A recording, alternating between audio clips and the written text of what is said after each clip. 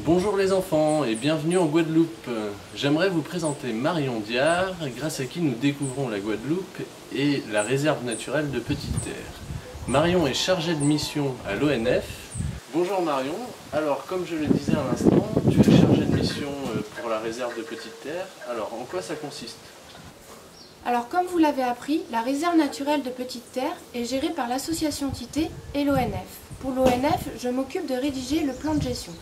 Le plan de gestion, c'est un gros document qui explique les actions à mettre en place pour protéger le milieu. Je m'occupe aussi de tout ce qui est suivi scientifique, iguanes, baleines, tortues. Et tu t'occupes des suivis scientifiques toute seule ? Bien sûr que non, je n'ai pas toutes les compétences. Pour cela, nous travaillons avec des associations. L'association Cap Naturel, par exemple, qui s'occupe du suivi tortue, l'association Bridge ou l'OMAG, qui s'occupe du suivi cétacé, ou encore l'association Le Gaillac et AEVA, qui s'occupe des suivis iguanes. Et au niveau de l'association Tité, en quoi consiste ton travail ? L'association Tité embauche les 4 gardes de la réserve. Donc pour cette association, je m'occupe d'organiser le planning de surveillance, de la communication, de la sensibilisation, mais aussi de la gestion des bénévoles. Est-ce que tu peux nous expliquer ce que c'est une réserve naturelle et à quoi ça sert ? Certains animaux et certaines plantes de la Tité sont rares et menacés. Il faut les protéger, sinon ils risquent de disparaître. C'est pour cela qu'on a mis en place une réserve qui protège l'ensemble de l'espace naturel. Dans cet espace, on ne peut pas faire ce que l'on veut. Il y a des règles. Et ces règles vont dans le sens de la protection du milieu naturel. Tu peux nous citer quelques règles ?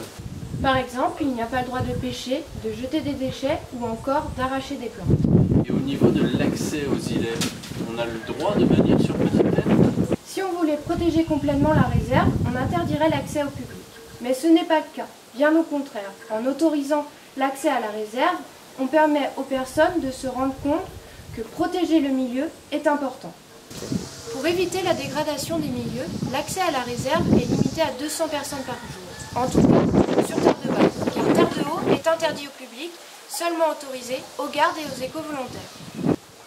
Tu viens de nous parler d'éco-volontaires. Qu'est-ce que c'est être éco-volontaire ? Les éco-volontaires, ce sont des bénévoles qui veulent vraiment s'investir. Ils peuvent partir 4 jours en mission sur la réserve avec les gardes et les aider dans leur travail.